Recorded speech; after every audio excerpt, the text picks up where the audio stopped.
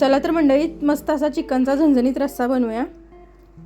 त्याच्यासाठी आपल्याला पातेल्यामध्ये 4 चमचे तेल घ्यायचं आहे। त्यानंतर दालचिनी आणि लवंग त्याच्यामध्ये घालायचे आहे। त्यानंतर कांदा एक परतून घ्यायचा छान असा, आणि 1 ते 1.5 टोमॅटो घालायचा आहे आणि अगदी सॉफ्ट होईपर्यंत आपल्याला परतून घ्यायचं आहे। त्यानंतर आपल्याला वाटण करायचं आहे। त्याच्यासाठी आपल्याला लसूण, आलं, मिरची, कोथिंबीर, कांदा आणि खोबरं घ्यायचं आहे आणि हे सगळं वाटून घ्यायचं आपल्याला। त्यानंतर हे वाटण जे आहे ह्याच्यामध्ये आपल्याला घालायचं आहे आणि छान असं परतून घ्यायचं आहे।